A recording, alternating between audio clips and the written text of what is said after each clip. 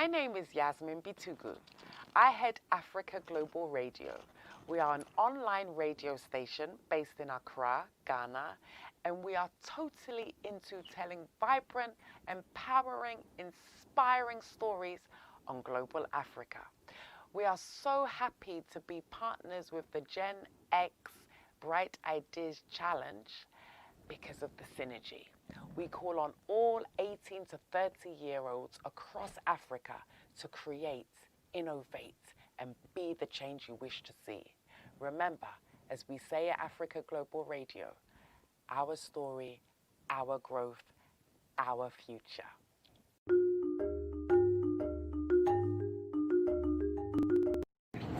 Hi, my name is Isaac Newton Aqua, and I can't wait to be a partner on the Bright Ideas Challenge 2020. For over the last 10 years, I've been working with startups and hopeful startups to get the ideas going and get them moving forward. And I can't wait to give you the momentum you need to start your business. Make sure to be part of the Bright Ideas Challenge 2020. See you soon.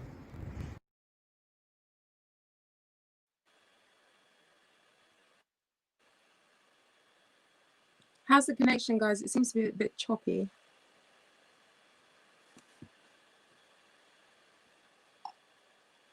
Okay, great. Okay, fine. Just gonna continue. Hi guys, my name is Kobe and I'm very excited to be part of the Bright Ideas Challenge. Basically what I do is to help tech startups and SMEs scale. What I mean by scale is to do well, to become more valuable in terms of what they're trying to do. So I'm very happy to join you from now till the end, also to learn from you and share a few things that I've also learned during my time as an entrepreneur. Thank you and see you soon. Akwaba, my name is Amisha Dayofori. I'm currently the Programs Manager at the Ghana Innovation Hub. My reason for wanting to join the Bright Ideas Challenge is because I'm amazed at the opportunities out there for young entrepreneurs, but unfortunately they don't seem to know about these opportunities. My contribution is my expertise in business development strategies, as well as teaching you tech tools that you can use to improve your business. I'm looking forward to working with you. Hello, my name is Lily Edina Mboche from the Hackler Foundation, and I support the Bright Ideas Competition 2020. Are you looking to start something? Do you have something already ongoing? Join the roundtable discussions to move your idea or whatever you've thought of from ideation to the point of execution. Thank you. Okay, great. Well, so I think that's everybody. Just want to check that we've got everybody in the house. If you guys can all just come on mute, please, on camera. We are live, so Right. yeah. Okay. Hi, I see 7 people in the stream so far. If you if you're just joining, we're just going to allow just a few more minutes for people to join, but I'm just going to introduce myself. So hello everyone, my name is Shirley Inze. I'm the sponsor of the Gen X Experience. Welcome to this Bright Ideas Leadership Roundtable. This evening, I'll be your host for the roundtable of experts from academia, business, and industry. Esteemed guests will be discussing how the coronavirus is shaping the way in which we do business. They'll be sharing insights on emerging opportunities for startups and young entrepreneurs as well. With me today, I should have Amishadai, so we're going to get him back, so just bear with me. He's currently the programs manager and innovation coach at the Ghana Innovation Hub.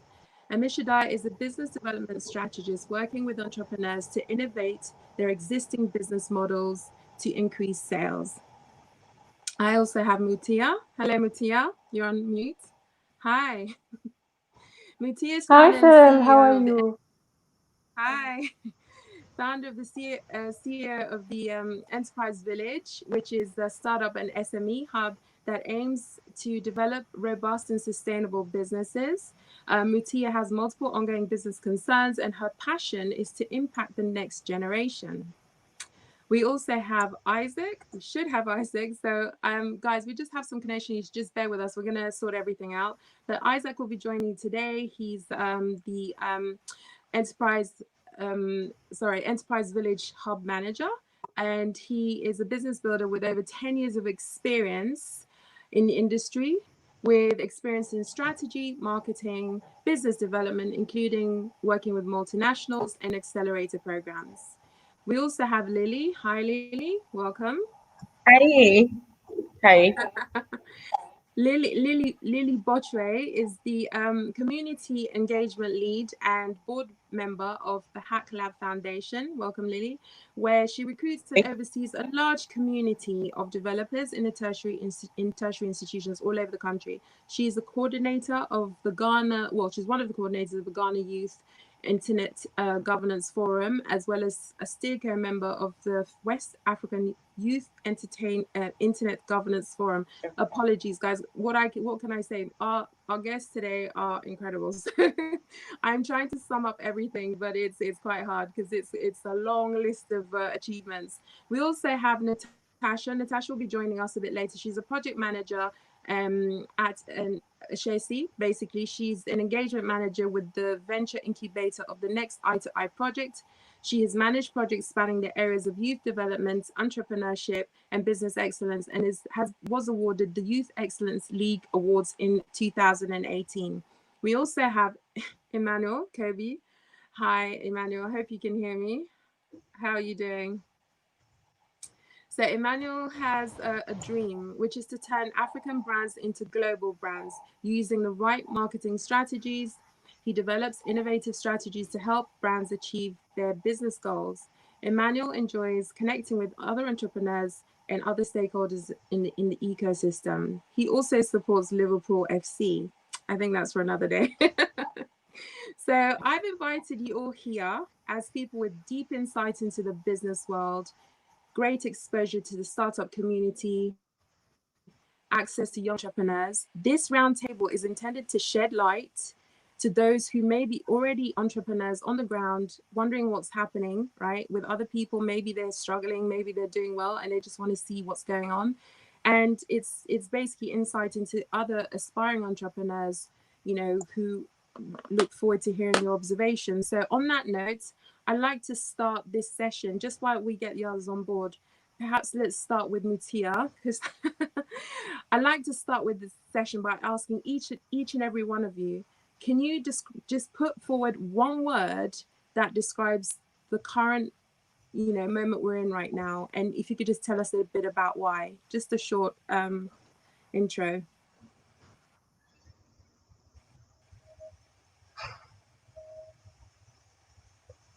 Should I go ahead, Cheryl? Mutia, I think you may be on mute. Oh, can you hear us? Yes. I'll say if I use one word to describe the time we are in. Yes. Oh gosh, Mutia, we can't hear you. I can hear Mutia. Can you hear me, Lily? I can also hear Mutia. I can hear you. Okay. Can you hear? Okay, that's fine. Okay, so basically, if I'm to choose one word, I would say the time we are in, it's like enlightenment, because like this is something that the generation that is living now never suffered, and it's enlightening to see opportunities with such circumstances. So it's an opportunity for me. Okay, so that's amazing. I'm very mortified to say that I think I may be having some audio issues, but I for some reason couldn't pick that up. So if you just give me a quick second while I just check my audio, but I don't want to distract because people are listening, so I don't want to distract the flow of this. So Lily, could you go next? Right. That's closely linked to enlightenment. I think one word that should work for me is interesting. We've come to explore all the things that people normally wouldn't want to or are lax about, and we've come to know other things that are important to us. So for me, these times are interesting, but we are finding new ways of innovating and navigating the time. They're interesting times. Okay, great. And Emmanuel.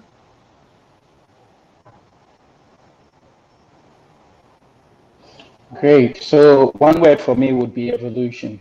So for me, I think it's a matter of businesses evolving and also people evolving in terms of their behaviors and how they relate and also do business in general. So for me, one word to describe this would be, it's been an evolution moment for both people and businesses.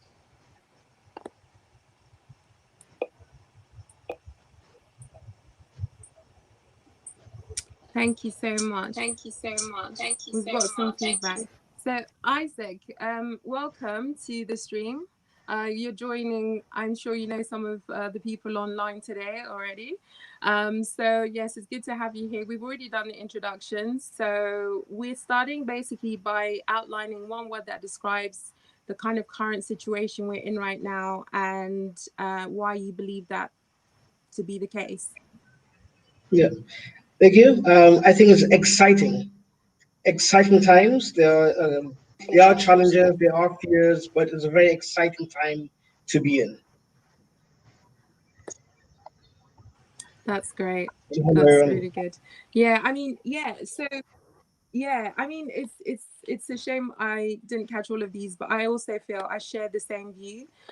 So obviously, having you guys here to discuss, you know, the different nuances of, you know, whether it's the opportunities and challenges, I think is quite key to possibly giving an inspiration or just even hope to some of the guys listening out here. So I'm going to start with, I was going to go, oh, there's one. I think Natasha's just arrived. Sorry, she may have dropped off earlier, so I'll just get Natasha in.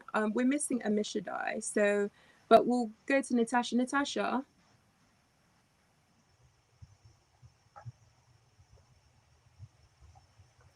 Hi. I'm sorry about that. I have been experiencing some internet issues, so it kicks me off and on. Don't worry. I hope we can keep you. We're just basically saying if you could just I've already introduced you, so your reputation precedes you. So I just wanted to know if you could just sum up the current state in which we're in with one word and why you believe that to be the case. So great.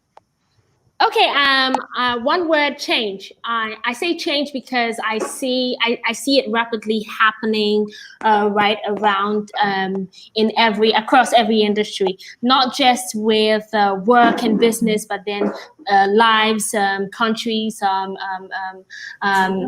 generally what is really happening is change. So yeah. Okay, that's great. So I mean, I'm just thinking in terms of change, and I know that this is possibly a bit roundabout because most people would do everything and then go to things like lessons learned last. What in the current state we're in, I mean, we've been sort of 6 months into a very new normal. What would you say are the key lessons? If we can maybe say 3 lessons learned so far. Let's start with Mutia. We can keep the same order.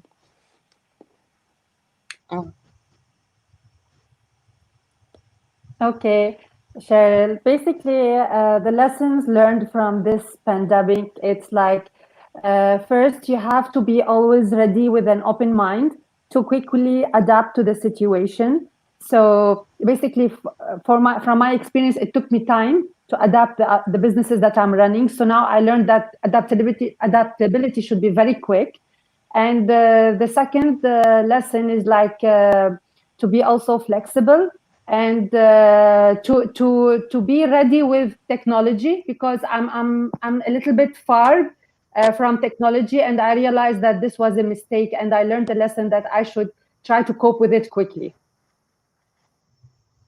That is, I think that a lot of people can resonate with that. I absolutely, you know, I think that now with the you know, you've seen the trend, everything's moved on to technology.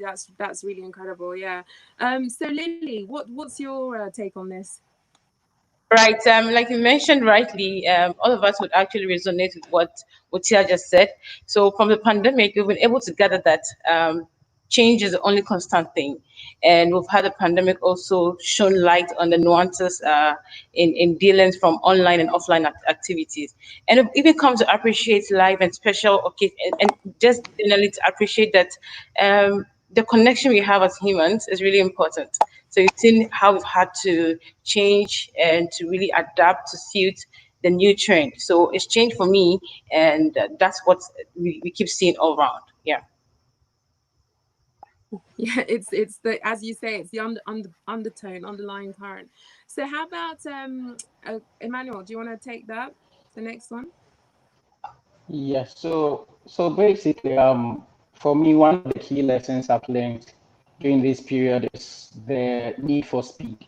The need for speed because you'd realize that it came out of nowhere, and for the businesses or for corporations and people who were fast enough to sort of find a way around it have been able to sort of subside the effects of the pandemic. So a typical example is countries who were fast enough to organize lockdowns and all of those things have been able to actually salvage a lot more people than those who weren't. So speed in actions or doing something about what happened has been a key lesson. Just a quick second lesson also would be understanding of the situation. So basically, when it came, there were a lot of false information here and there, but realized that for those who really understood it, were able to take quick actions. So these are like two key lessons I got from what's happening now.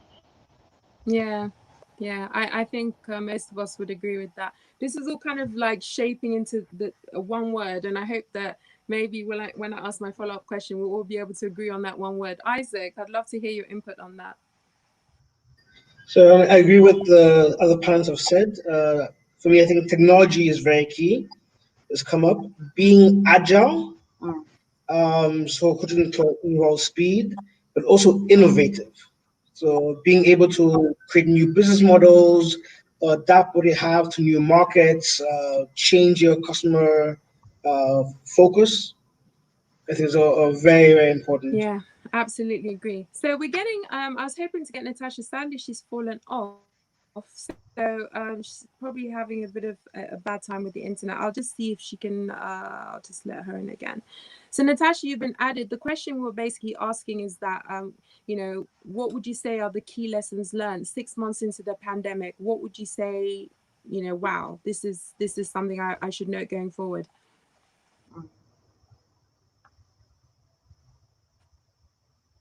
Natasha, you're mute.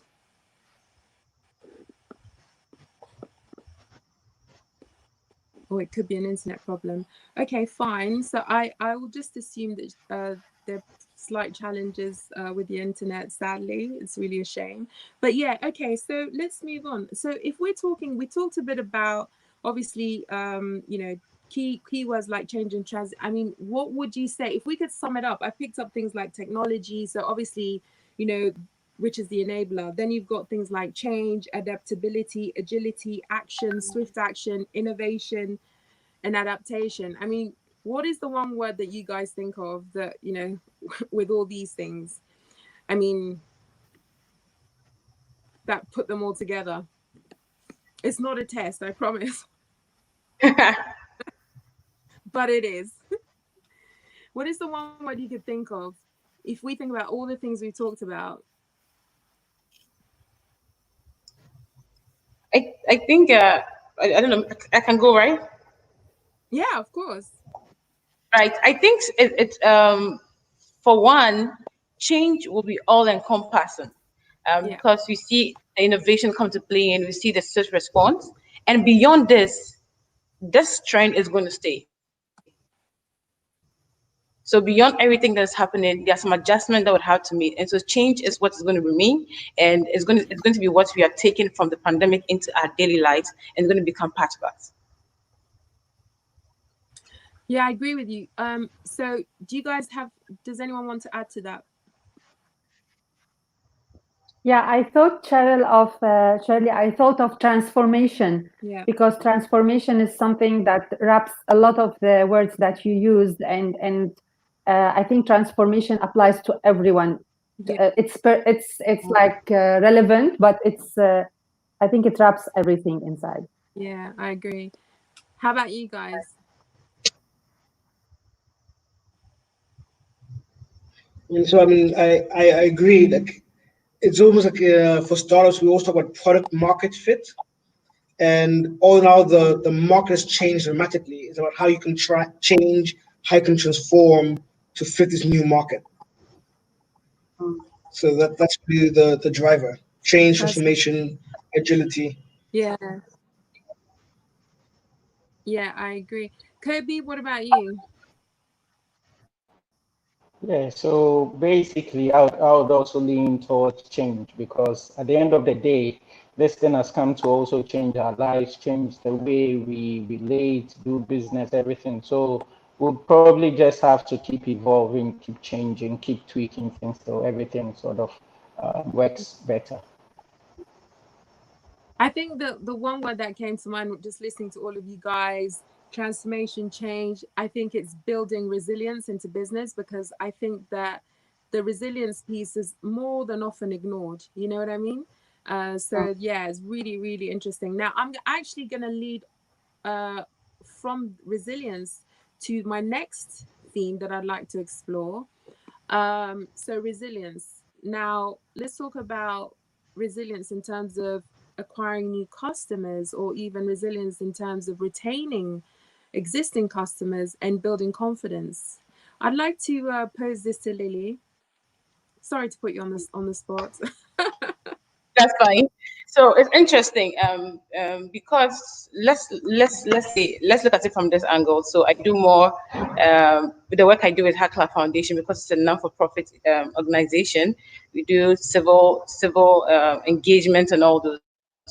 So let's cast our minds back to say 2017, and you see about 3 people wearing nose masks. You'd be wondering, is this some form of ritual? Have they gone for anything that requires that they should wear masks? Now, fast forward to 2020.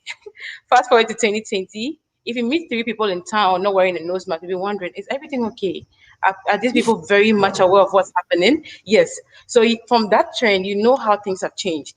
Now, recently, we held the Ghana Internet Governance Forum, and the theme was about building a resilient internet. Now, I'm going to link that to building the resilience for customers and customer base. So, for what we're talking about with regards to the internet, we're looking at the system, what the network that the internet is, moving beyond just the systems to even the human connections, and now tying in a bit of trust. And I think that's what will be fundamental for even business people and customers and consumers. So now we've seen the move from offline activities now to online activities, and you'll be wanting people to know, okay, fine, our business is online. This is what you can hold us for. This is our guarantee to you when you do business with us. What trust, with regards the trust in the business and fulfilling your promise, and the trust of even coming onto your platform and being secured and working on your platform. So it moves that bit of the what we are expecting that the internet providers do to what you're also doing. Now, in these times, people are going to hold everyone to what their core values are. So when you say we are a people loving, we are all those, you're supposed to live it now, because you cannot be there to explain. All your systems that are operating online will do the speaking for you. So that trust is what will be binding between the consumer and the customer. And I'm thinking beyond Yeah. the pandemic, that's what will be that's what customers and providers will be held for if they don't do what they're supposed to be doing. Yeah, So and if you're able to have that accountability. input, Accountability. right, Yeah. Okay. Well, exactly, I'd like and to, that's what. I'd like to find out if Mutia, what's your thoughts on this? Thanks, Lily. Very passionate. You're welcome. Yeah, Shirley. So you were talking about retaining your customers, right? So basically, Absolutely. from experience and the trend I'm seeing nowadays, for example, for schools, like they are adopting morning shift, afternoon shift in order to motivate the kids and make them safe, for example. In my own business, we had to reshuffle the whole setting of the physical space where we do the business, because we wanted to give safety precautions for our clients. So basically, we shifted the machine setups because we have a Pilates studio, and we have to shift machines around, and then we sent the new setup to customers. So they were very happy because now there's social distancing. We also adopted the online platform, which we never had, and that's where opportunity comes, because we were able to grab the opportunity of now having clients online. And this is an example of how you can really retain customers. Like some of our customers, they left the country and now they are outside Ghana yet we are able to still retain them, which was very insightful for us, that you can grab more clients. So we started out to reach out to even clients who left the country. So can you see the trend that there's always opportunity? Yeah. So now our clientele numbers like multiplied, and we are thinking further how to really make benefit out of it. So there's always a lot of things you can do, but as I said, transformation and adaptability and flexibility will help you to retain your clients. And this can be used in any industry, I believe. Yes, it's quite interesting actually. I'd like to hear from the voice. Thank you so much, Mutia. It's kind of the running theme. Isaac? So I think customer service, and like enhanced customer service. So as Muti was saying, like thinking about safety for the customers, thinking about convenience for the customers, will help you retain and gain clients. So really finding different ways of putting the customer first, and then incorporating the current environment that we're in. Okay, yeah. Okay, that's great. Very succinct. And how about you, Emmanuel? So acquiring new customers, maintaining yield and confidence. Yes, so basically, I see business resilience from two points of view. So you're looking at business resilience from the business view, because mind you, the business is also suffering from this pandemic as well as its customers.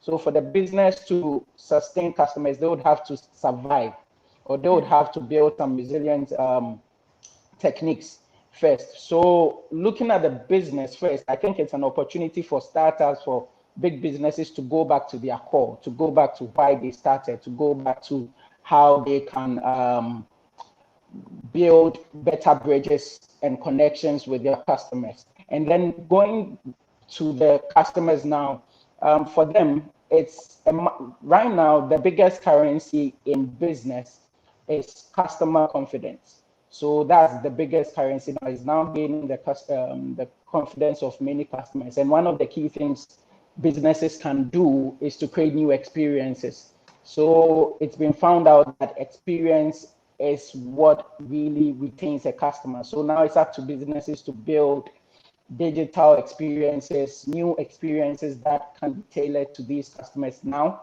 and then move them onto the new normal, in quote. This is how I see it, from like building business resilience for the business, and then again for the customers. Yeah, agree. Natasha, you're with us. You're on mute. Are you able to contribute? Yes. I'm right here. Great. Okay. Yes. So I would move it a little bit from processes and systems to the human being, the customer themselves.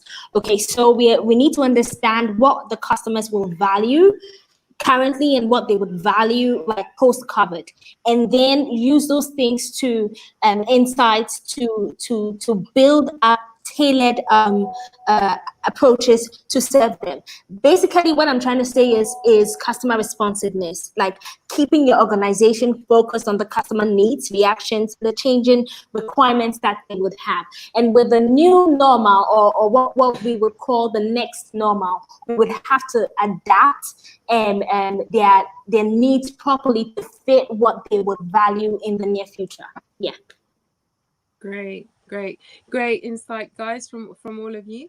I just so my follow-up question is again related to this. We're talking about building a new normal. We're talking about reacting quickly, engaging, building confidence. How are you building a culture for success? Because we've talked a bit about the external, the customer, but how do you prepare your organization internally to be that responsive? I'd love to start with Mutia this time.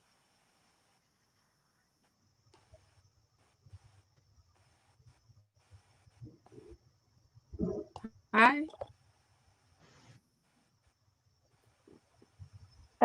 Sorry, Cheryl, I think I missed your last word because it was I had this frozen screen here. Oh, so sorry. Okay, so I was just saying, we've talked a little bit about building resilience externally in terms of customers, acquiring new customers, retaining existing customers, and building customer confidence. So internally, how do you build a culture of success internally, you know, to make your business more agile, etc.?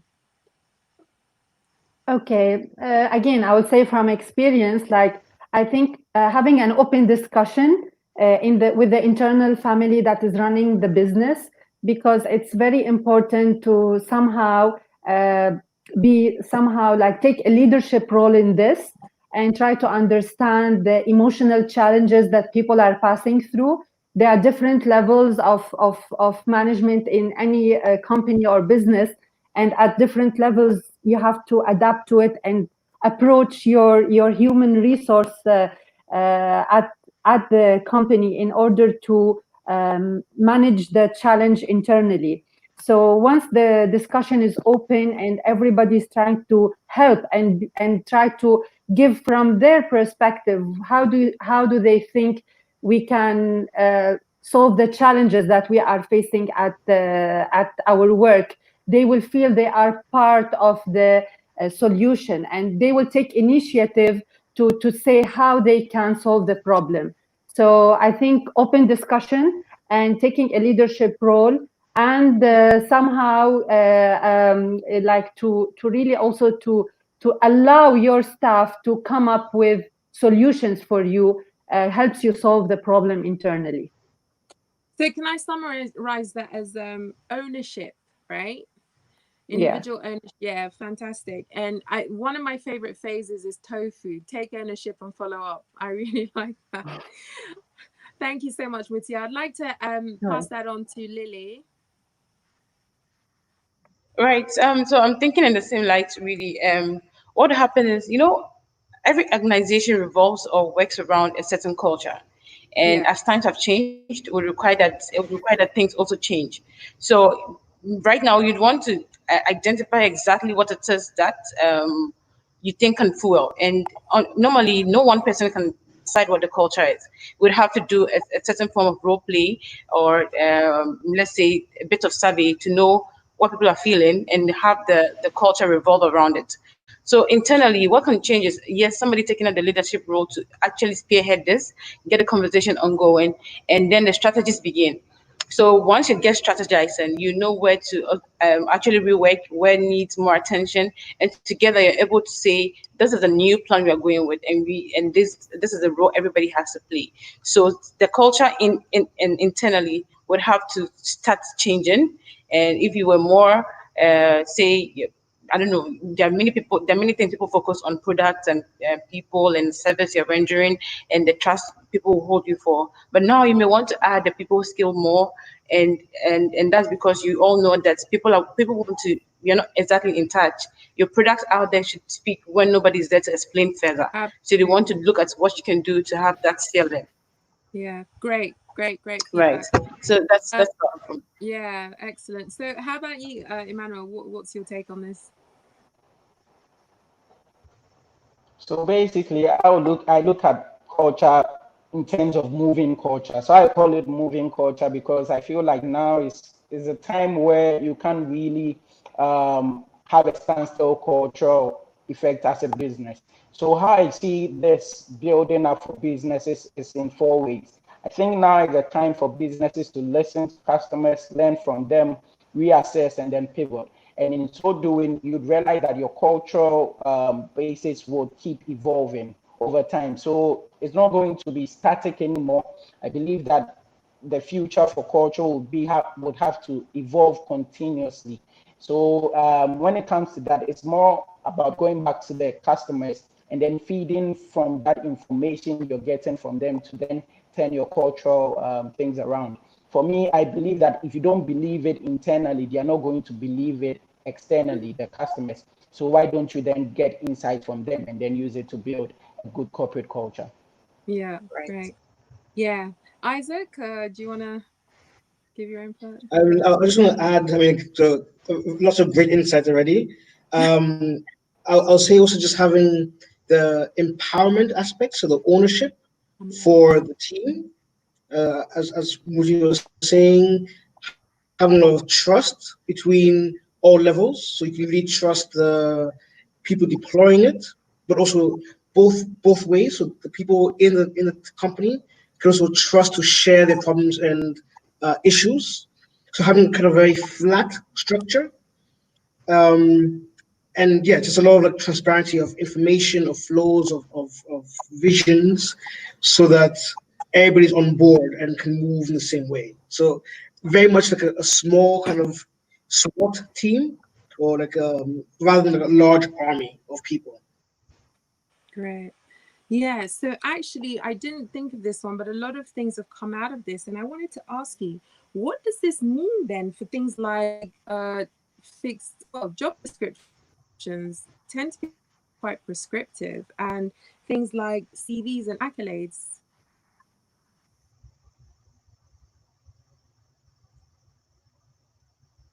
Goes first.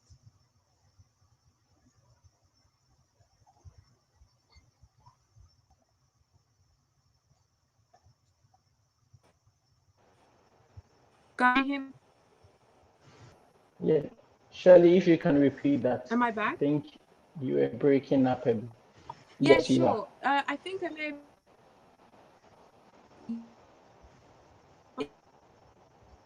Okay, you're off again. the and a string of accolades.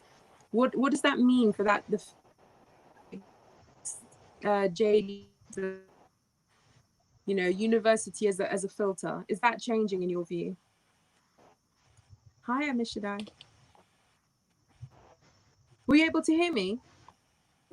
Yeah, we can hear you. Hey, can you hear me? Hey, hi. Yes, we can. Join in the conversation. Good to see you made it. I hope we are discussing challenges of entrepreneurs. Okay. Then we can include horrible network to it. No, yeah, I'm going to make up for horrible network just by repeating what I've said, because I seem to be suffering the same fate at the moment. So we've just had a conversation about building a culture for success, and that was very much internally focused within the company. So I just wanted to throw something in. It wasn't in the themes that I was thinking about asking or discussing, but actually I'm wondering, this culture for success, does that also change things like the fixed job description? Are you looking for I suppose this is a people question. Are you looking for people that are able to be flexible, agile?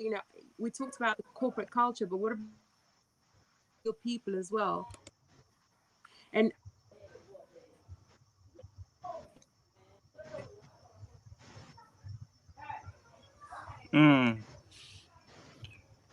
Yes, absolutely. So one of the things that we look out for at the hub, especially when we are internet, choosing if you can our hear me, batches for Innovate I'll just GH check my internet. entrepreneurs, those are those we take through our incubation programs, is definitely their ability to learn.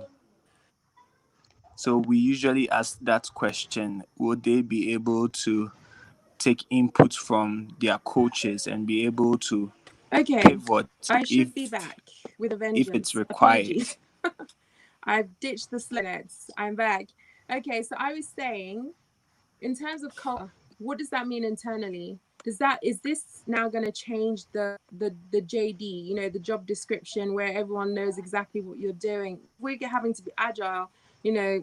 Working from home is not standard. It's new. So how are people dealing with this? I mean, what would you say are your ways in which you've experienced this? Let's start with Emmanuel.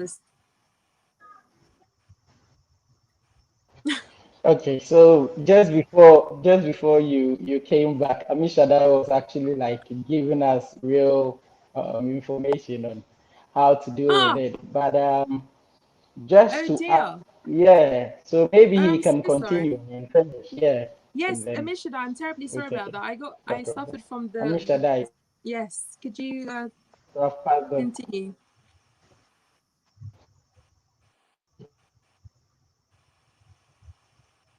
Amishada? Gosh, I hope he's not having the same problems I was having. Yeah, he's Okay, so yeah, then probably let me just cut in Okay. for him then. So basically, when you look at oh, Amisha died. Come on. Okay. Oh So dear, I'll that's leave it to terrible. you. Yeah, that's a shame. Okay, Emmanuel, if you could continue. Okay.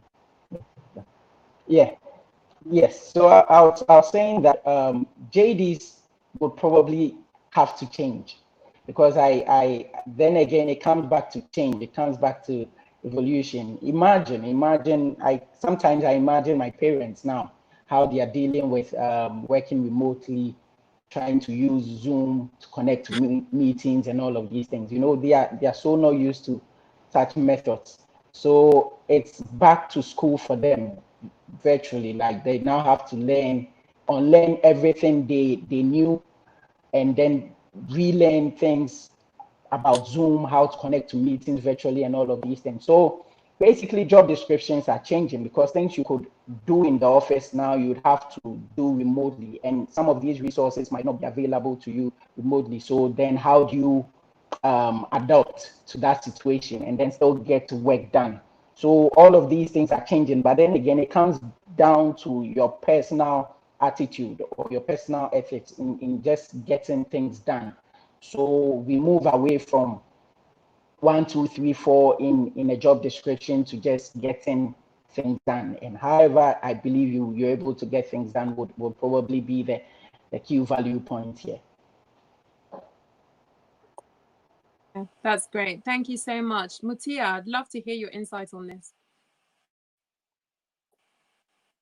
Can you hear me? I can, loud and Okay, sorry, because it seems everybody's suffering from internet problems today. Don't worry, but yes, I think I missed what Emmanuel said, but I will be able to say, I don't know whether I will be repeating him, but like it's like I think job description definitely will change, and like some of the things that I would like to see is like people would be able to be adaptable to thought process. For example, different thought process. So you don't want to hear like someone saying, oh, this is the way we used to do it. People should be ready to change, and they should be. Amish said a very important point about embrace learning. So basically, they should be ready to learn. There's always a space to learn new things and to adapt. And definitely, I think nowadays, like we will not see any more CVs like before. It's like if I'm recruiting someone, instead of looking at CVs that are full of nice things, I would like just like ask the person, this is the service that I want, can you deliver it, can you do ABCD? So it's like more practical than just to be like having a frame for the job description. And definitely, like if any pandemic like COVID hit, you wouldn't, I had it myself, an experience where people said, but according to our job description, but according to the contract, and unfortunately even the legal part of it does not cover this. In a pandemic, there's no more contracts, there's no more. So basically the mentality should change, job description will change, everything will change in a pandemic. And this, I think, will no more be only a pandemic case, it will be the life after COVID. Things will change totally. Can I just follow-up question on that before I move on? Do you have a policy of no degree, no job? Sorry to put you on the spot. Actually, now I will say yes. You still need a degree to get anyone to do a job. But from now on, I think the whole learning system will change. The whole schooling system will change. So I'm looking forward. I can see that the whole concept of teaching will change, and therefore certification will change totally. I'm sure of that. That's great. Okay, Amishda is coming. I'm trying to get him back. I would love Lily to hear your insights on this.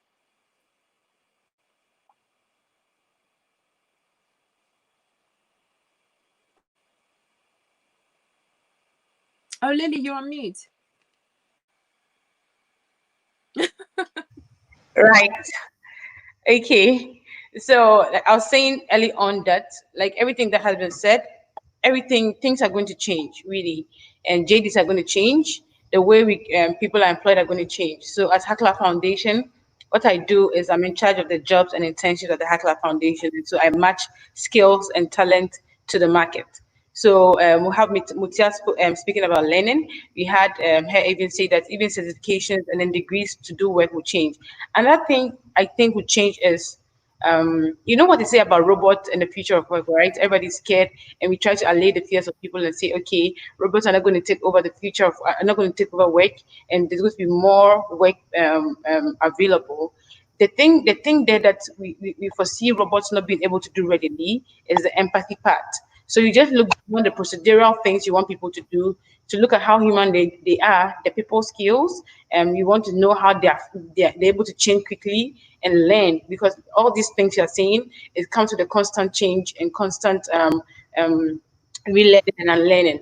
So these are how the things are going to change in future. So you're not going to only look for somebody with the technical skills. You look for the people skills, the empathy part also, able to see how they're able to learn, even how uncomfortable they can get in times of all these things that are happening. For me, that's what I think is going to be changing. Yeah, great. Good insight. How about you, Isaac? What's your opinion? So I think there's always been a shift, which was happening even before COVID, of people doing like online courses and Coursera and other platforms. And I think you can see a lot more people having these skill sets without degrees. A lot of computer scientists, for example, some of the top ones didn't study computer science and were self-taught. So having that ability to learn and take on new things is more and more important. That's very nice. Thank you. So it's really about, yeah. Thank you. Thank you, Isaac. Sorry if I cut you off there. Amish, do you want to try? I hope, gosh, I hope you can. Hi, welcome. Do I need to recap on the question?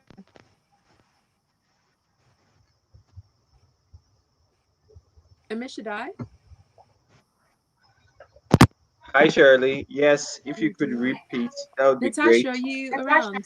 Amish, should I? I'm just gonna. Oh, I think I can see you. I can hear sounds. Okay. Hey, oh my goodness, it happened. Hi, Hi, hi. hello. Okay, can't hear you at the moment. Okay. Oh dear, gosh, the internet's awful. All right, I will I'm just type going to it move on to out Natasha and for we can now, follow up and later. I'll just put your. I'll come back to you. I'd love to hear your insight. Natasha, are you with us? Yeah, I'm right here. I want to try to put my video on because I'm facing major internet issues right now. That's So, fine. okay. Can you repeat the question? Thank you. Yeah, so this actually was a question that followed on from building culture, and we decided to look at things like what is going to change in terms of things like these job descriptions that tend to be very prescriptive, tend to be, in my view, very fixed. And do we need a degree to get a job? And we're discussing, do you want the doers or do you want the thinkers? It's kind of that kind of discussion, really. Okay. I would just like to relate it to the argument of skills and then attitude. So usually we usually hear the mantra, skills can be taught, but not attitude. Now, in view of this, usually employers hire people who have the right attitude, and then they teach them the skills. Now, the question here is, can soft skills and attitude be taught? Can those skills be imbibed in people to learn to be able to enhance efficiency at the workplace? And well, the answer might be maybe not, but research actually does show that people can learn. People are capable of learning new information and expanding their skill sets to adapt to the environment in which they find themselves. So for me, I think that, yes, I think that everybody needs that basic education to enter into the workforce. But more importantly for me, it's more about their attitude towards work. It's more about their capabilities, that core competence that they have to be able to excel. Because if they do not have the right attitudes, I don't think that they will be able to pull on that right skill to be able to thrive in the environment that I would have as a business. Yeah. Yeah, thank you so much. It was worth the wait. Thank you, Natasha. I'll try Mishadai again.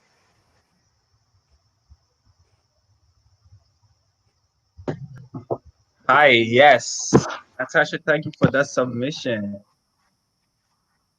I want to piggyback on that. I definitely agree with attitude. I don't know. I think we might have to. Mishadai. Hi, Shirley.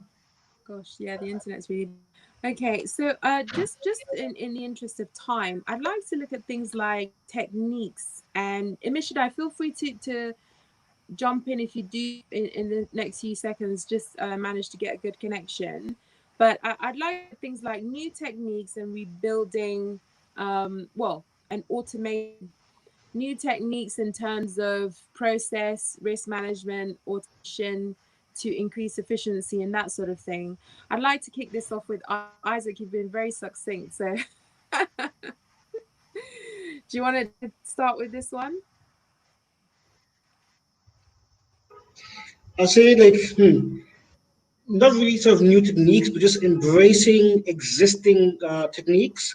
So like Japan has a lot of things like Kaizen or Kanban, for like project management or how to be agile, how to streamline processes. So I think like adopting them, so having an efficient project management system, having an effective communication system will allow for you to be agile and stay on course for what you're trying to achieve. So just using the best in case business process systems. Okay. Yeah.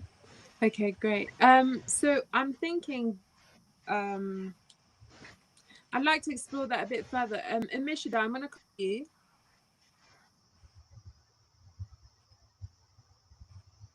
I've got hope. I have hope. Hi. Please tell me you can hear me now.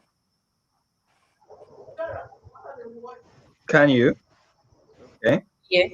Because I was Yes. hoping that Isaac would even mention some of the Hi. techniques that he and I are using. Particularly now, there has to be a lot more Guys, just keep talking. collaboration. I'll be right back. And that's what we have been employing. So just more attention to the little tasks that we have to do and more back and forth. Regular feedback helps because now we are doing them in short sprints as opposed to maybe saying, oh, we'll circle back in a week. Now we will do it at the end of every week, every day. So I think shorter sprints is definitely a technique to use. I also think absolutely employing more online tools, i.e., accounting softwares, simple tools like Google Drive also helps. Is that okay? Yeah, that's Yeah. okay. Thank you so much. I've also managed to refresh my internet, so hopefully we can continue. Thank you for keep coming back, Amishada. I know that the internet's been very challenging. I think we've all had a bit of a taste of it. I'd like to go now to Natasha. I'm kind of working reverse. Natasha, you still with us?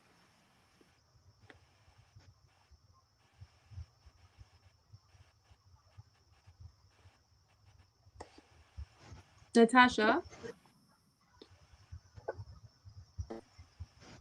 Okay, let's move on to Emmanuel.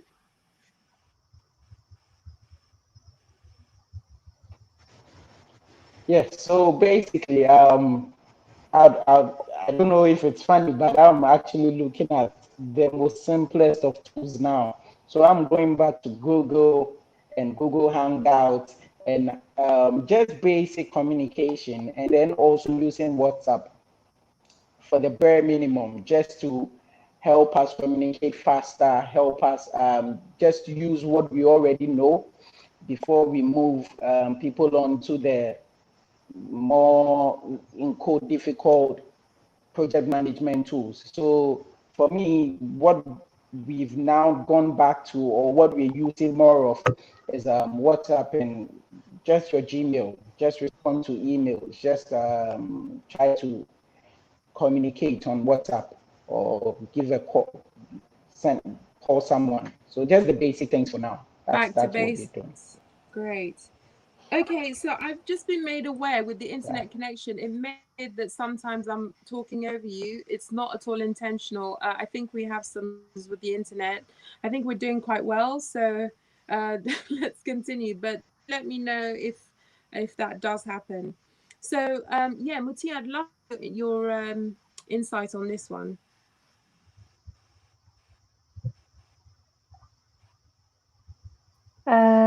Okay. So basically, as Amish said, I think it's nice that what Amish and Isaac together were planning on a weekly basis. It's the same because I'm working with Isaac on the Enterprise Village, and we found ourselves actually replanning every week because, you know, with the COVID circumstances here in Ghana, there was different circumstances every week. So there was week there was shut down. There were week that you can go back to work, but you have to maintain certain procedures. So basically, planning on a weekly basis was one of the techniques that helped us to survive. Not to mention that we were starting the Enterprise Village at that time. So the COVID circumstances pushed it from starting in February to start in June. So basically, I would say like we had even to take risks. So I would say like sometimes taking risk is one of the techniques that you should use. Usually, I am not a risk taker. I will calculate every step. But with the situation, we had to take a risk. We had to go forward with our plan, although it didn't make sense. We're opening a hub physically while nobody is going out of their houses. So that was a huge risk to take, but we wanted to do it. Like we were willing to take that risk because we wanted it to happen in time and we wanted to take the opportunity and plan. So Isaac were very intelligent in a way, said, I'm moving it online. So today we are with you online. It is part of the plan. How can we really make our network bigger and find partners online? And I think in that case, it was a blessing. COVID was a blessing for us to meet you and meet the rest of the team. So this is two techniques that I wanted to share, which is risk-taking and also the weekly planning. And in some days, it should be even so, daily yeah, more planning. Agile approach. Yeah, fantastic. And Lily. Right. Okay, so I think that everything has been said well. We have the collaboration bit. We even mentioned now how things have changed, and I'm thinking just because I think it was Isaac who mentioned it or something. He mentioned no, it was Emmanuel going back to basics, and that I think that's important. I was talking just recently with Dr. Gordon from Lasheti D Lab also, and he mentioned how even people are reskilling and how we people in rural areas have to use low tech tools so that they can stay connected for longer periods. So if that's what's happening, it's taking us all that's happening and the need to collaborate and work online and do more online. It's taking us back to a sort of sustainable growth method that we are looking at how to do things and do them in a way that's acceptable, not too far-fetched, not too and a way that doesn't even affect people and environment and everything that comes with it. So moving forward, all that is happening is actually taking us to rethink things, simpler ways of doing the things, simpler skills to do the things that we do, and then a way to actually pave way for that for sustainable engagement and online work and all. I think that's where it's taking us to. Yeah, great. Oh, So, yes. Can I just come in quickly? And exactly what sort of Lily was saying, going back to the basics, going back to simple things. Now, like everyone's using online platforms like Zoom or StreamYard, but we've had things like Skype for the last 10 years. So now, although like things like schools are going online or people are working from home, We could have done this 10 years ago, but now kind of COVID has kind of forced it upon us. And I think a lot of new ways of working now are using old technologies that we've always had. Google Drive has always been there. Telephone calls have always been there. But now we're saying, hey, you can work from home, but let's have a call in the morning and a call in the evening. So it's using the old technologies, just applying new ways, innovating on those old technologies to find new solutions for our times now. Yeah, that's great. That's great observation. I said basically back to basics, right? So my input is I'm so happy for. I'm terribly sad about the death, the uncertainty, and other things. But COVID has really changed the way in which business is getting done. Without COVID, I'm not sure this thing would have happened with us. So, so because whenever I've tried to connect with people in Ghana, it's always like, I want to see you in my office, and I'm like, but now everyone's open, everyone's open for business, and now I'm extremely happy. Thank you so much for your insights, guys. I just want to acknowledge. Hey, is that you, Natasha?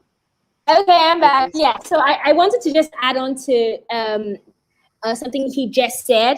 You see, in Ghana, for instance, honestly, I wasn't expecting businesses to go remote anytime soon. I knew it was going to happen, but I didn't think it was going to happen anytime soon. So you see the impact of the crisis and how it is calling a lot of outdated practices so fast. Like, I mean, within under 6 months, we have changed the way we interact with our consumers, with our clients, with our colleagues. And it's amazing how this pandemic has made us a global society. It's connected us so tightly enough that resilience is the forefront of strategies, and agility is what is enforcing competitiveness right now. Thank you so much. And Mishadai, are you around? I'm going to try you to hear some your input on this.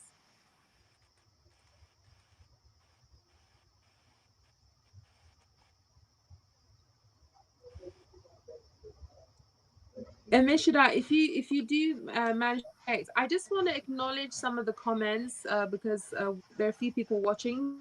Frank, he says, good job, guys. I agree with him. Going from Ghana, so before COVID, there was a digital disruption require many of the practices and tools you highlight. That's good. So the inputs, so it's obviously COVID has accelerated our need for adaptation and building trust in markets and people. Absolutely agree. With markets being disseminated with layoffs and fun, I absolutely agree. It's just changing the way in which we work. Between winners and losers to provide even better value for customers and workers through strong trust building.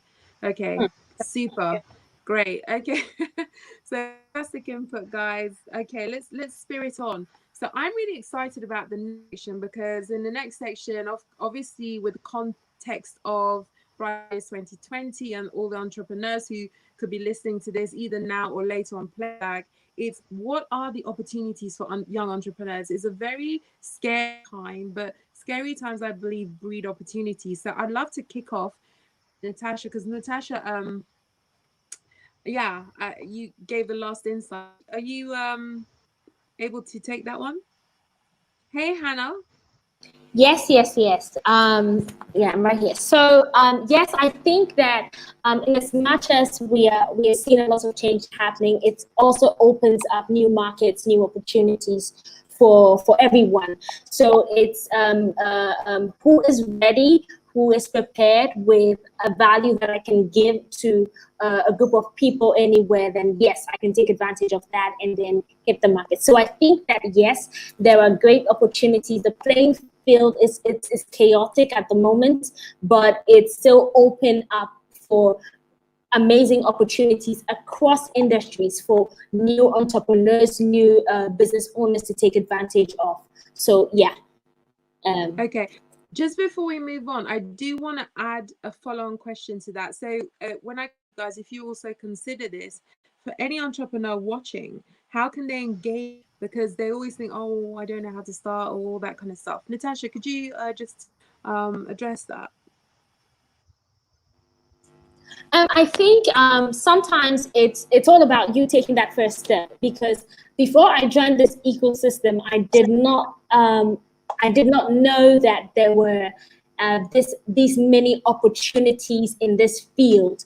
I had no idea about how young business owners can scale up in a period of just under a year to make themselves ready for markets, both locally and internationally. So I think that it's that urge to find things out and then make that first step to find out where these things are. Because if you do not get involved in that first thing, you wouldn't find yourself in that ecosystem that would allow you to find the opportunity. So yes, I think that there are great opportunities for them, and then also there has to be this urge. There has to be that first step that they usually have to take in order for them to find these opportunities, because they are there, they do exist, and they are there. Yeah. Great. Okay, fine. I'd love to come to, thank you, Natasha. Can we get some insight from you on this? So that is opportunity entrepreneurs and the ways in which to engage. What's the first step? Sure. So I spoke with one of the entrepreneurs from our Orange Corners just yesterday, and she was telling me about this social media influencer that just came to her place with her iPhone camera and props just to take like creative pictures of the products that she's selling. And this lady charged her. And in my mind, I was blown away. I was like, with an iPhone, like it was just with an iPhone. But her ability to innovate around how to just take pictures of products, for instance, has made her valuable, even in a time of COVID, right? That you would think that people don't have opportunities. So I'm just gonna use that as a way of encouragement to let people know that they just have to find a way of repurposing their skills. And it could be something as basic as taking pictures, but you have to find the niche that makes it important. And the reason why I use this particular example is because we are speaking about young people. And what I've realized, even from my previous startup, is that young people have the opportunity to define the market, right, for the next generation, or for like what's coming up again. And usually we are being looked at for creative ideas. And so it's dependent on you to carve that niche and to be able to say, hey, this is where I see the trends going. As for trends, like Natasha said, you just have to make the first step and you'll be open to the possibilities out there. But unless you have made the first step, you honestly won't see them, right? Yeah, so that's what I have to contribute. I mean, so, okay, first bad ideas, right? I mean, exactly. Okay, yeah, so I'd love to hear from Isaac. Yeah, thank you. So, thank you, Mish. Jack Ma once said, like, he loves problems, because it's only when there are problems that you can actually create solutions. And the bigger the problem, the bigger the solution you have to create. So really, I mean, COVID has, shed light on a lot of problems that exist. We talked about like customer service and keeping the customer in mind. So for startups out there, if you can think of new ways to engage customers, to serve them, to understand new problems that they have now that they may be working from home or having to do different things, and creating solutions from them. So things like delivery solutions are now in high demand. So looking at new issues that have come up because of COVID and how you can solve them. Interesting. Yeah, absolutely. So I'd love to hear from Emmanuel. Okay. So, I mean, I was hoping you'd go to Lily or Mutia, because the two guys have just like given us some philosophical things. So they've really like So I've been thinking, what philosophical thing do I have to also add up to it? But basically, I'm looking at opportunities from an old pirate ship that has sunk in the deep waters. So I think that there are treasures down there, but entrepreneurs would have to go deep and search. Some are on the surface because you realize that some people are actually coming up with very creative ways of remodeling the PPAs to make it very brand worthy and all of these things. These are, yes, surface things, but I believe also that there are very deep treasures in there, but you have to, buried under there is the whole pandemic. So you'd have to search deeper and then find richer opportunities as well. To do that, you'd have to be brave. You'd also have to be very passionate about what you're trying to do. Because I don't believe that an entrepreneur is like a job title. I believe that it's more about a solution you're passionate about, or a problem you're passionate about solving. And that's what drives you into that particular area of entrepreneurship. So in doing that, I believe that there are so many opportunities, especially now that the playing ground is leveled in a way. So it's out there. If you're willing and you're willing to go deeper, I believe that you find something there to do. Thank you so much. Okay, I think I'll go for Mutia. I know, Lily, you were so ready. Okay, so basically, listening to Natasha and Amish, I agree with them. Listening to Isaac, I would say no wonder we attracted each others as partners at EV, because actually, I really believe in this. If there's no problem, there's no solution. And I would say it's because of the problems that you really have your competitive advantage in any business. So once you have a solution to a problem, then you have a competitive advantage for other competitors in the market. And I will say, the opportunities that the young generations have, there's a lot actually. And just to pinpoint the most important nowadays with the COVID era, it's like the healthcare services. So I think there's a big industry that will show up in the coming years in the healthcare services, and merging this into technology. Technology is going to be like the major stream in the coming years. Everything is going to be depending on technology. So basically, there's a lot of opportunities in this two fields. And basically, I feel like really there's, because if you notice something, technology, it's only the young generations. I mean, even now, sometimes you feel if you are 30 plus, and this is where you come, Shirley, because you said from 18, your challenge is from 18 to 30. Because if you're 30 plus, you're out of the technological era that we are living in. And this is an opportunity for the entrepreneurs, the young generations. Nobody will compete. So everyone 30 plus is out of the campaign. So there's a lot of opportunities. Yeah. And yes, so there's a lot to explore.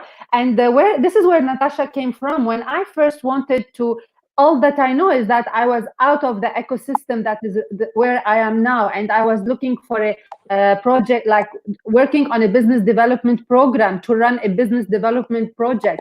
I never thought that what I want to do is called an incubator or accelerator. But the minute I tapped in, then the whole world opened to me. So anyone as an entrepreneur, as a young startup, please just tap into that industry. Just connect with anyone on that platform, and the whole world will open for you. Great insight. Absolutely. Yeah, Lily, I'd love to, if you could close on this one.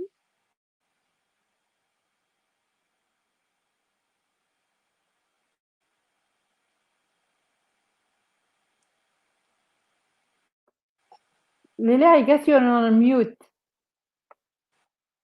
Yeah, she was on mute. So I don't know how this happens. Guys, okay, so let me round up by saying this, and I would say something, then enter into character for somebody who likes tech policy. So we see from everything that's been shared that the internet provides or presents before us the rare opportunity to connect online in the wake of everything that's happening, to continue the work that we have offline, even online or remotely, should I say. And I was listening to Titi, she works with Google just 2 days ago, and she mentioned all the gaps that we've seen with the start of the pandemic. She mentioned even economic recovery gap, she mentioned data protection and everything. But one opportunity that this has given us is it has shown actually more light on the things that we didn't know existed. Like Ima mentioned that, so the online work provides a level playing field for everybody to work. But you think about people who are in rural areas, or normally call those remote places, and they don't even have access to connect to this internet and the technologies to explore like we are exploring. So it means that level playing field is actually presented to everyone. But COVID is reminding us about the nuances that exist, that people in rural areas are calling for access, people in urban areas have access and are calling for affordability, because there's so much you have to pay for to get connected and to stay on and to learn. But beyond that, once you get connected, it's like Mutia mentioned, there's so much that you can learn, there's so much that you can do, and it's all you have to do is to connect. And when I say connect to the internet, connect to the technologies and explore, and connect to people. So somebody said that business is 90% relational and 10% transactional. So these times you're defying location barriers, you're defying all the things that used to be a hurdle when you're connecting to people, because you can do a search and find them and talk to them. So now you've been open to all these connections, and you want to reach out to people and say, okay, fine, I have this idea and I think I can do this and that. Foster was telling me that this time, if you want anyone for a program, this is the time you should reach them. And I think it happened for me. I had people I invited last year to events and they were traveling. Somebody said I had a conflicting schedule. This year I had 17 people 2 hours, just because everybody is home and has the time and can actually shuffle, just change their shirts, enter this meeting and leave the other one. But as you're exploring all these ones, we now have the clear view of what's happening also with people who are not being connected or people who are unconnected. So you're looking at everything that has to come in play policy-wise, affordability, access, you're looking at security online, and living the skills to connect and play with. So COVID is showing us all these things, the possibility that exists, and the accompanying hurdles that we have to cross for everyone to have a level playing field, really. Yes, that's it for me. Thank you so much. Okay, listen, I'm kind of disappointed actually. There's so much I want to discuss. We don't have that much time. I'm just gonna it's been tough to pick some topic here now, so I'm gonna settle with managing remote teams. We may have already touched a bit, so I'm just kind of thinking, yeah, managing remote, maintaining productivity. We've talked a little bit about this, but it's a struggle. It really is. How do you maintain productivity? How do you maintain quality when everyone's dispersed? Natasha, do you want to go first? Oh, Natasha, just before you go, please just let me acknowledge Isabel. Thank you so much. Very insightful conversation. Great job. It's good to see excitement and potential when most people offer. Absolutely agree with you. Thank you so much for your comments. So yeah, Natasha, could you provide some insight there? Okay, so it's interesting to say this is one of the major problems that I would say the entrepreneurs I work with express as a constraint. They're like, okay, we've moved from physical working into remote working. Tasha, or what do I do to make sure that they are still up and running and are producing the way they should. Now, let us also remember that this is very new to most companies and most small businesses in the country. So you find a lot of people struggling. But here's what I would just point out just a few solutions I think will work, and I would leave the rest of the team to hit it. Okay, so first of all, I think that you have to create a clear roadmap for your team to understand exactly where you have to go, clearly outlining everybody's expectation and assigning timelines to it. Usually when people know that they are in charge of executing something for it to happen, they are more, I would say, when they know they're accountable for something to happen, they're more responsible. Now, secondly, I also think that there has to be constant check-ins and constant meetups. There has to be something that connects you to enforcing accountability within short period of times, because it's really hard transitioning from the physical working space into remote working, especially with how there are a lot of distractions in I would say our places of work right now, which is the home. The last thing I would like to also point out is delegating authority to smaller groups or teams. So you allow people to work in asserting authority so that they are then again accountable for what they do. So these are 3 ways that I think that as a small business or small organization, you can enforce resilience and adaptability to remote working with your team to promote efficiency.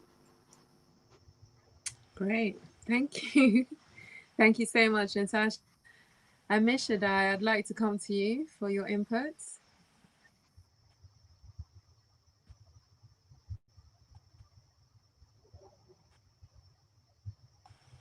If you can hear us, you're mute.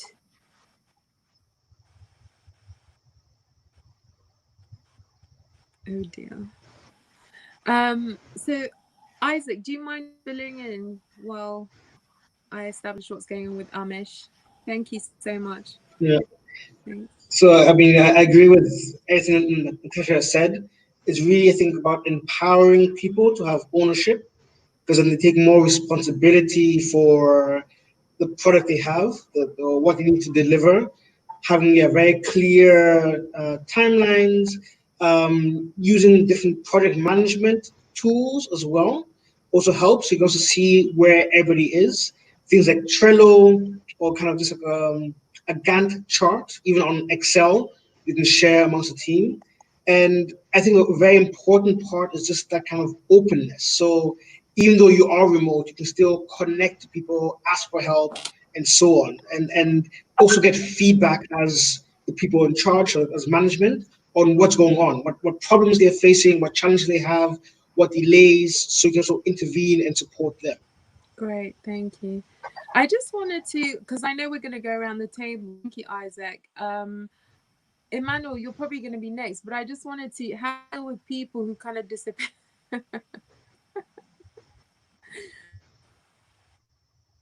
Emmanuel, you want to pick that one up?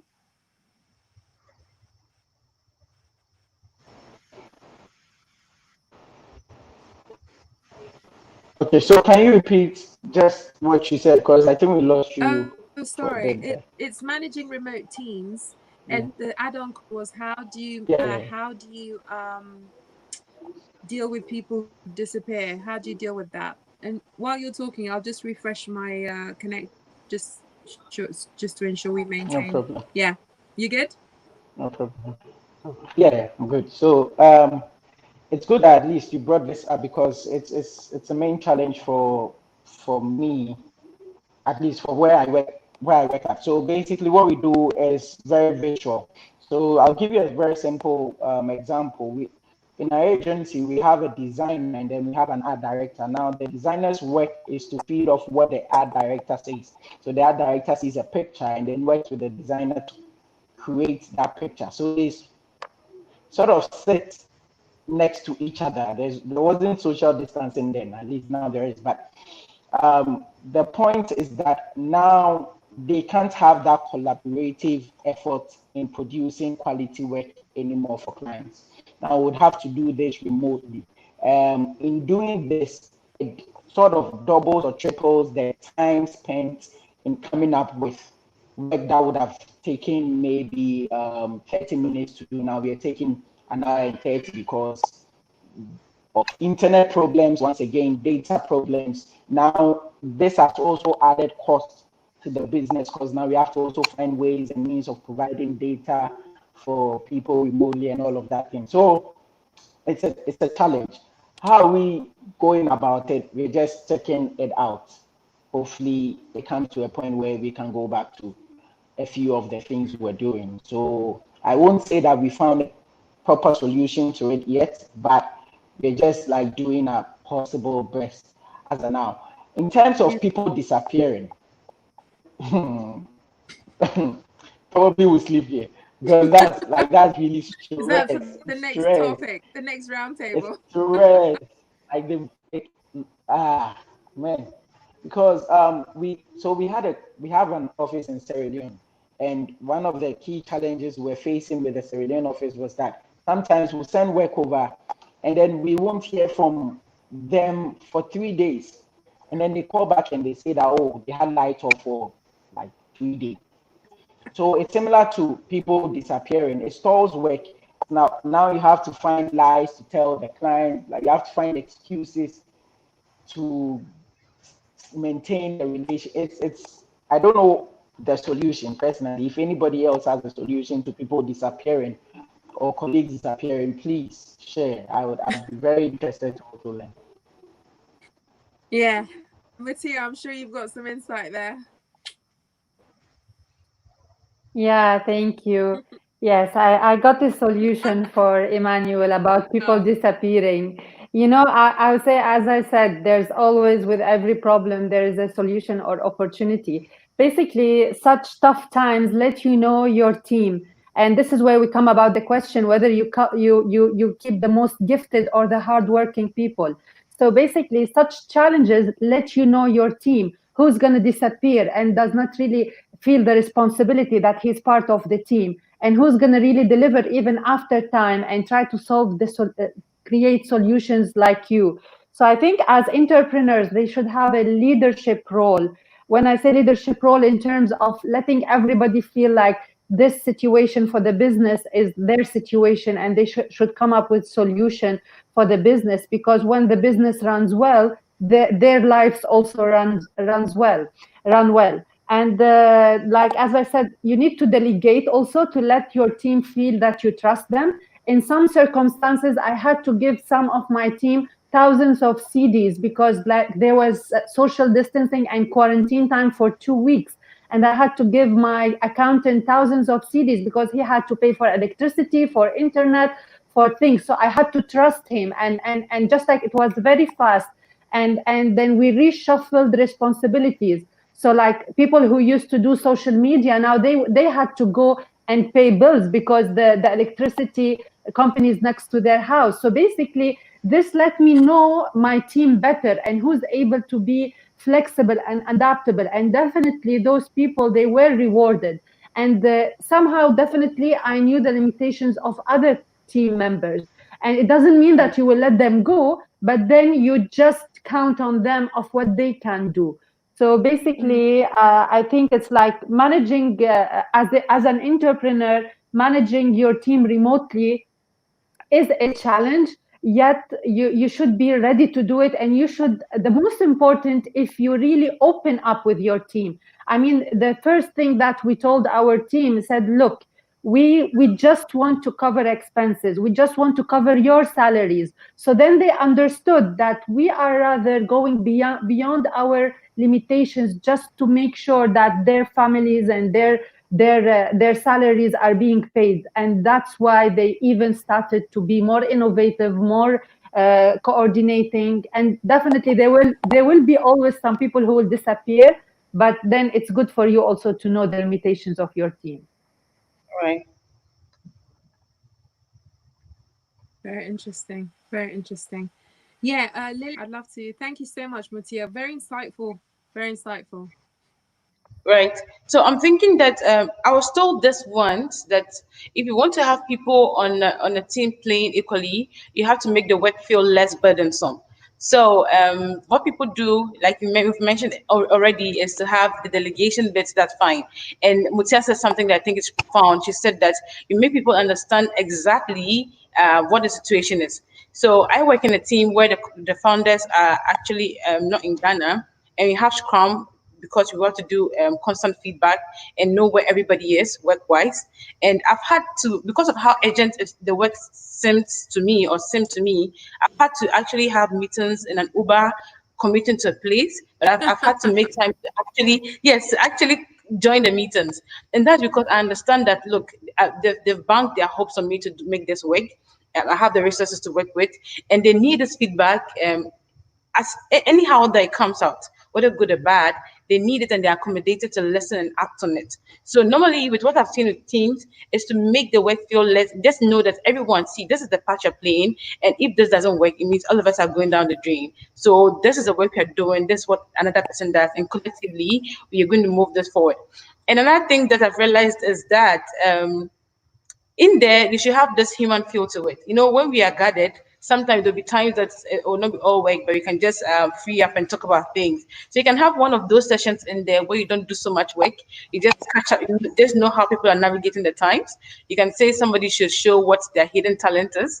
And it's just more like it makes technology and remote work feel like a natural extension of who we are. It doesn't seem so far-fetched. We are just connected with one giant network, and the same continuation is there because we feel the human side of people. We understand that we have a role to play if we want this to go forward. Really, I think if people understand this, they're able to know who is bent on making it work and who is not.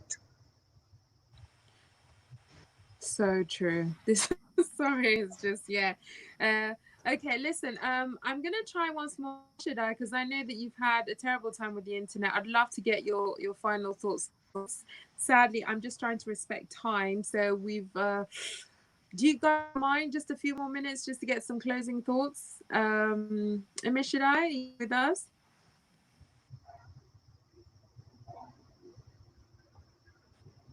If you can hear us, you're on mute.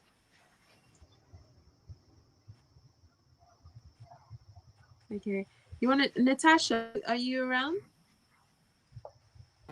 Yes, I'm right here. Okay.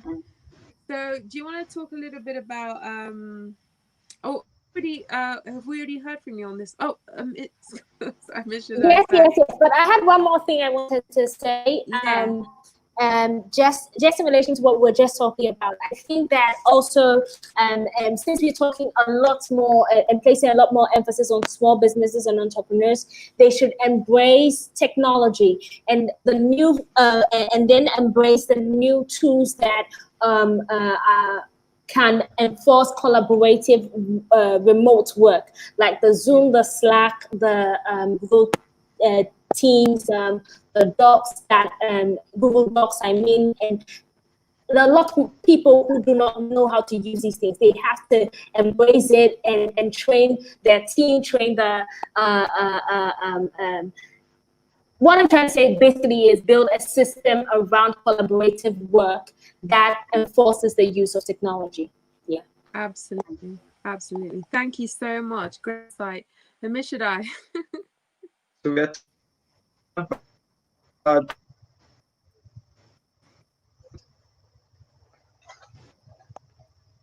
Oh no. Oh dear. Yeah.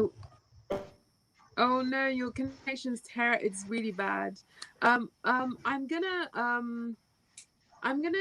Amishada, I'm so sorry, we can hardly make you out. And yeah, so I'm gonna we've kind of run over. I would have loved to have continued this conversation. I mean, so much just learning from everyone, similar challenges, very much synergies in terms of like opportunities and all that sort of stuff. I'd like to go around the panel for closing comments. I mean, you can put in their key takeaway, learn, whether you've enjoyed it, whether you'd like to do it again, minus the internet issues. Let's start with Lily this time. Right. Okay. So, in as much as I was contributing on the panel, I also picked up a few stuff. And if you joined in late, I think that's for you, for a small business, for anybody seeking to offer something to a community you serve. I learned from the panelists that experience is what retains a customer. And if experience is what retains a customer, then you have to put in all your structure internally. If you get that right, you're able to serve people also on the outside world also really well. And one thing I mentioned that beyond this, beyond everything that's happening, this is here to stay. And let's embrace technology, like Natasha said, because it's actually a natural extension of who we are, and this has come to stay. Thank you so much. Thank you so much. I've also learned today. So, Muti, I'd love to come to you. Closing comments. Yes, please. So as everyone said, I think that the highlight will be embrace technology, embrace technology, embrace technology. For me, it's a big lesson. It's not my part, but I'm trying to do it. I would just like send a comment for all the people, audience watching us, young entrepreneurs. I would say learn a skill, start a business, join a hub, because this is the future. Great. Thank you so much. Thank you. Excellent.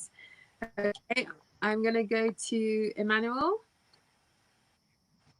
Okay. So first of all, I'll probably thank also Lily Mutia for sharing with me on how to find my lost people.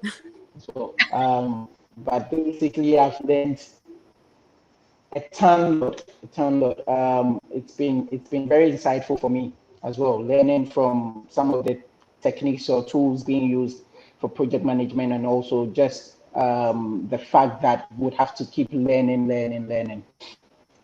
Key takeaway for me basically would be the fact that there are so many more opportunities, untapped opportunities to be accessed in these times. So let's not stop searching. Let's not give up.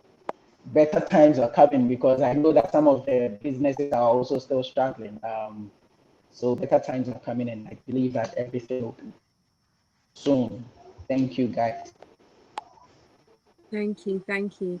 Okay, let's go to Isaac. Closing comments. Yeah. Firstly, thank you, Shirley. This has been amazing. To the panelists, I've also learned so much. We've mentioned technology, we've mentioned constant learning. So to the startups out there, yes, get a skill, find your passion, start a business, but always be looking to learn. Get mentors, join a hub, listen to these online resources. There's so much good information online to help support you grow. So constantly be learning. Great. Thank you. Natasha. Okay. I just wanna let every young entrepreneur understand that change is a constant. Change is inevitable. Everything is going to change in the next few months. But one most important thing to understand is that change is important for success. So we have to embrace it. We have to grow and enhance ourselves.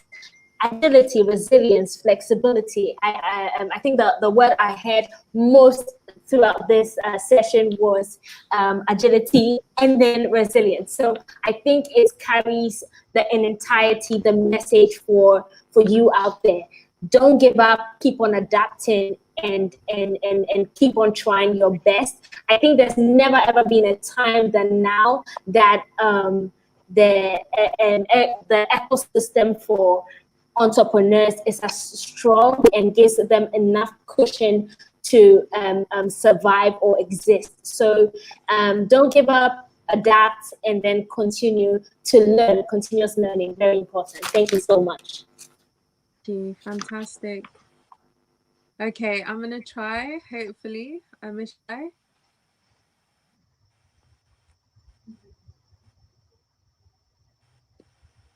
Oh no, I'm so sad. I'm so sad.